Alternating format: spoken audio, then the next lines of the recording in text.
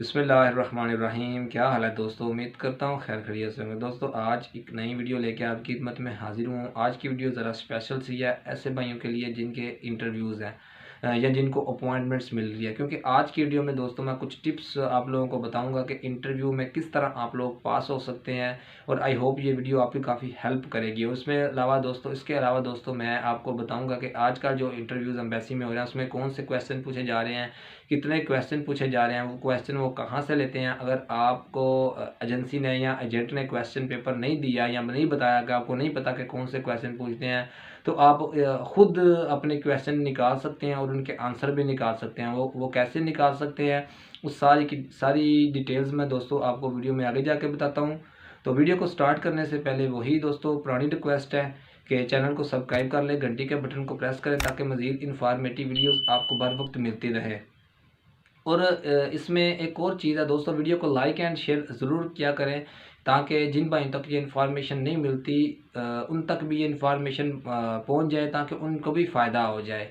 तो दोस्तों जो सबसे पहले आप लोगों को पता है कि फ़र्स्ट ऑफ़ ऑल तो अपॉइंटमेंट्स मिल नहीं थी रही और इंटरव्यूज़ भी नहीं थे हो रहे। तो जैसे ही इंटरव्यूज़ स्टार्ट हुए हैं और कुछ अर्से बाद अपॉइंटमेंट्स भी मिलना स्टार्ट हो गया, मैंने इसके ऊपर प्रॉपर वीडियोस भी दोस्तों बनाई थी। और अब काफ़ी ज़्यादा दोस्तों ने मुझसे रिक्वेस्ट की कि भाई यार इंटरव्यू में क्वेश्चन के ऊपर भी मुझे हमें एक वीडियोस बना के बता दें कि रिसेंटली क्या सीन चल रहा है। तो दोस्तों कुछ टिप्स हैं, कुछ सवालात हैं, उनके जवाबात हैं, कुछ डिटेल्स आप लोगों के साथ शेयर करते हैं। तो सबसे पहले दोस्तों जब आप लोग एम्बेसी जाते हैं, मैं सबसे पहले आपको क्वेश्चन के बारे में बता देता हूँ कि सारे क्वेश्चन होते क्या हैं, उनके जवाबात क्या हैं। उसके बाद फिर बताऊँगा कि आपने खुद ये क्वेश्चन कैसे देखने हैं, क्योंकि सब बंदों का सेम वीज़ा नहीं होता, सब बंदों की सेम सैलरी नहीं होती। ठीक है, कंट्रैक्ट तो सबका सेम होता है, कंपनी सेम हो सकती है, सीईओ सेम हो सकता है, लेकिन सबका सेम वीज़ा और सबकी सेम सैलरी नहीं होती। तो ये सारी डिटेल्स आपने खुद कैसे लेनी है, कैसे कंफर्म करनी है कि जो जो एजेंट या कंसल्टेंट ने हमें सवालात या जवाबात बताए हैं क्या ये सही है या गलत हैं। तो इसकी सारी डिटेल्स आपको वीडियो में शेयर करता हूँ। फर्स्ट ऑफ ऑल दोस्तों क्वेश्चन में आप लोगों को बताता हूँ कि क्वेश्चन कौन से एम्बेसी आपसे पूछती है। मैं आपको दोस्तों जो ओवरऑल सब क्वेश्चन पूछे जाते हैं वो सारे बताऊंगा। इसमें ये नहीं है कि एक बंदे से सब वो सारे क्वेश्चन पूछे जाएंगे, कुछ कईयों से 3 पूछते हैं, कईयों से 7, कईयों से 8। जो क्वेश्चन बताऊंगा उसी में से आपसे वो पूछेंगे। फर्स्ट ऑफ ऑल पूछते हैं कि आपको इंग्लिश आती है, ठीक है। उसके बाद आपसे वो पूछते हैं कि आपकी कंपनी का नाम क्या है, फिर पूछते हैं कि आपकी सैलरी कितनी है, फिर पूछते हैं कि दोस्तों आपका एक्सपीरियंस कितना है, ठीक है। आपने एक्सपीरियंस बता देना है। मैं आपको जवाबात भी साथ साथ बताता ही जाता हूँ कि उसके बाद फिर बता दूंगा कि ये आपने कहाँ से देखने हैं। जब आपसे पूछेंगे कैन यू स्पीक इंग्लिश, तो आपने उनको कह देना है येस अ लिटिल बिट, ठीक है। उसके बाद पूछेगा कि आपकी कंपनी का क्या नाम है। अब कंपनी का नाम अब दोस्तों आपने बताना है, वो पता ही होता है सबको। उसके बाद पूछते हैं कि आपका एक्सपीरियंस कितना है या आपकी सैलरी कितनी है। आपने बताना है मेरी 3000 ली सैलरी है या मेरी मतलब 3500 है या मेरी सैलरी बिलफर्ज 2450 है। तो इस तरह आपने उनको बता देना। इसमें भी एक क्वेश्चन आ जाता है, वो पूछ सकते हैं कि सैलरी ली में कितनी है, डॉलर में कितनी बनती है या यूरो में कितनी बनती है। ये भी आपने याद करके रखना है, ये भी आप उनको अगर वो पूछें तो आपने उनको बताना है। उसके बाद वो पूछते हैं कि आपकी कंपनी का सीईओ कौन है, ठीक है, या आपका एक्सपीरियंस कितना है। तो आपने अगर एक्सपीरियंस के बारे में वो पूछें तो आपने 3 साल है या 4 साल जितना आपने आपको बता देना है। फिर वो पूछते हैं कि आपका जो एक्सपीरियंस है ओनली पाकिस्तान में है या बाहर के कंट्री में भी है। आपने उनको बताना है, अगर पाकिस्तान है तो पाकिस्तान बता देना, अगर बाहर की कंट्री का तो बाहर की कंट्री सऊदी अरब या दुबई का आपने उनको बता देना है। फिर कंपनी के ओनर का नाम पूछते हैं, तो कंपनी के ओनर का नाम भी उन्होंने बताया होता है एजेंटों ने, आप वो भी बता सकते हैं। अगर खुद से देखना तो वो भी बताता हूँ कि कैसे आप देख सकते हैं, ठीक है। नेक्स्ट क्वेश्चन में पूछते हैं आपको वीज़ा किसने दिया या आपको वीज़े में हेल्प किसने किया, who help you for this visa या who give you this visa या who you search this job, ठीक है। तो आपने फिर उनको बताना है कि मैंने ये जॉब ऐसे सर्च किया, मतलब अखबार में ऐड देखा था मैंने, I saw ad newspaper then I contact to this agency. इस तरह करके आप जैसे भी वो सेंटेंस आप अच्छी तरह से जोड़ के तो उनको बता सकते हैं, ठीक है। या ये पूछें कि आपको वीज़े में हेल्प किसने किया, तो आपने कहना है कि मुझे जो वीज़ा इसने दिया, ये मतलब एजेंसी का नाम ले ले, हैप्पी होम का, बीएमआर का, जिस एजेंसी के थ्रू आप जा रहे हैं उनका आप नाम ले सकते हैं, ठीक है। उनका नाम आप बता सकते हैं। अगर आपने ऑनलाइन अप्लाई किया तो आप कह सकते हैं कि मैंने ऑनलाइन अप्लाई किया है, ठीक है। फिर वो कंपनी के सीईओ का नाम पूछते हैं कि आपकी कंपनी के ओनर का नाम है, वो बताया होता है, ठीक है। उसके अलावा दोस्तों फिर वो पूछते हैं आपसे कि आपको जो अकोमोडेशन है वो कहाँ प्रोवाइड की जाएगी, ये भी आपको पता होना चाहिए, ठीक है। ये वो नहीं बताते, मोस्टली एजेंट नहीं बताते ये अकोमोडेशन कहाँ प्रोवाइड की गई है। ठीक है। वो पूछते हैं आप वीक में कितने दिन काम करेंगे, ये भी क्वेश्चन पूछ सकते हैं। आप डे में कितने दिन काम करेंगे, और वीक में ज़्यादातर मेरा ख्याल 40 आवर्स होता है और डे में 8 घंटे होता है। ठीक है, ये आपने उनको बताना है। ये आपके दोस्तों कॉन्ट्रैक्ट में लिखा होता है। और जो पिछले क्वेश्चन है वो भी आपको बताता हूँ कि कैसे कैसे, वो डिटेल से मैं शुरू से लेकर एंड तक सारे क्वेश्चन बताऊँगा ना, कहाँ कहाँ से आप देख सकते हैं। पहले मैं क्वेश्चन दोस्तों रिपीट कर लूँ। और उसके अलावा दोस्तों आते हैं नेक्स्ट क्वेश्चन की तरफ। तो नेक्स्ट क्वेश्चन वो पूछते हैं आपसे कि आप को रिलेटिव या को फ्रेंड जो है वो रोमानिया में मुकीम है। अगर तो मुकीम है या ऑनलाइन आपने वीज़ा अप्लाई किया या उसने वीज़े में हेल्प किया तो फिर उसका नाम ले लें। अगर आपने एजेंसी से वीज़ा लिया, फिर आप कहते हैं मोस्टली लोग कि हमने हमारा कोई वहाँ मौजूद नहीं है। उसके बाद कहते हैं कि अगर आपको वीज़ा रोमानिया का दे दिया जाए कि आप वहाँ से भाग जाएंगे, आपने कहना नहीं जी हम नहीं भागे, हम वहाँ काम करेंगे। फिर वो पूछते हैं कि जब आपका कंट्रैक्ट 2 साल का कंट्रैक्ट है, कंट्रैक्ट कितना, ये पूछ सकते हैं आपका कंट्रैक्ट कितने साल का है। अगर आपका 2 साल का है तो आपने कहना है मेरा 2 साल का कंट्रैक्ट है।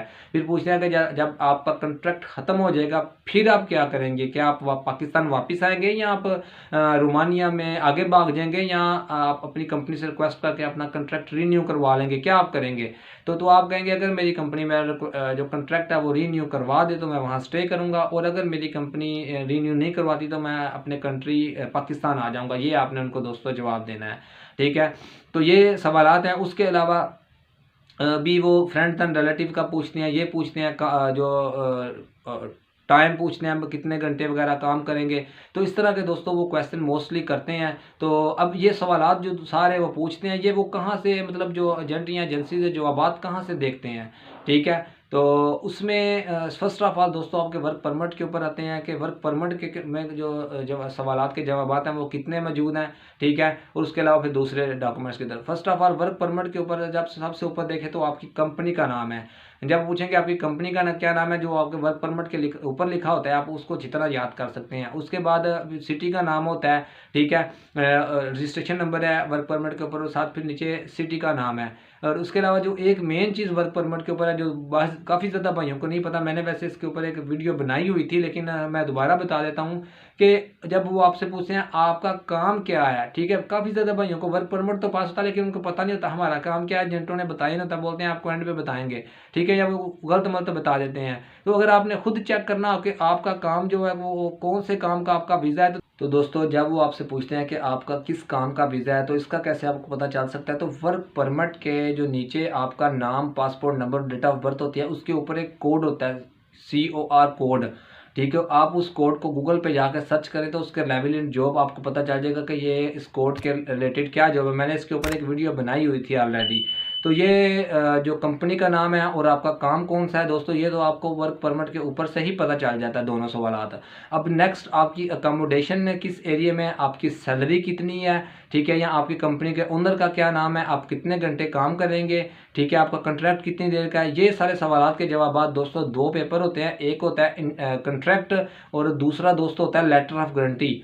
ठीक है, लेटर ऑफ गारंटी के ऊपर दोस्तों आपको आपकी सैलरी मेंशन की होती है, आप अकोमोडेशन कहाँ करेंगे ये मेंशन किया होता है, और आपकी कंपनी का जो ओनर है ये मेंशन किया होता है। इन तीनों का जो जवाबात हैं ये letter of guarantee Romanian embassy Islamabad का एक पेज होता है। ठीक है, इसके ऊपर आपका टोटल डिटेल्स, कंपनी की टोटल डिटेल्स, आपका सैलरी कितनी है, अकोमोडेशन किस जगह के ऊपर है, वर्क परमिट किस डेट को निकला था, वर्क परमिट नंबर क्या है, कंपनी के ओनर का क्या नाम है, ये सारी दोस्तों इन्फॉर्मेशन एक पेज के ऊपर आपको मिल जाती है जिसका नाम है लेटर ऑफ गारंटी। अब जो कंट्रैक्ट होता है, कंट्रैक्ट से दोस्तों कंट्रैक्ट में भी आपकी सारी डिटेल्स लिखी होती हैं, उसमें कंपनी के CEO का भी नाम होता है। उसके अलावा उसमें लिखा होता है कि कंट्रैक्ट कितनी देर का है। ठीक है, और उसके अलावा दोस्तों उसमें कितने घंटे आपने काम करना है, वीक में कितने घंटे करेंगे, डे में कितने घंटे होंगे, एनुअल लीव्स क्या होगी, और दीगर डिटेल्स इसके ऊपर लिखी होती हैं। अकोमोडेशन का भी होता है। तो ये सारी डिटेल्स आप उसके ऊपर भी जाकर पढ़ सकते हैं। अगर आपको किसी एजेंट या कंसल्टेंट ने आपको सवालात या उसके जवाबात नहीं दिए तो आप अपने इन डॉक्यूमेंट से अपने जो क्वेश्चन एंड और उनके आंसर्स हैं वो रेडी कर सकते हैं, आप उनको पढ़ सकते हैं। ठीक है, अब आते हैं जो इंटरव्यू में हेल्प करती हैं टिप्स दोस्तों। आप अपने जो आपका जो मतलब रेविलेंट जॉब है उसके हिसाब से अपनी ड्रेसिंग करके जाएं।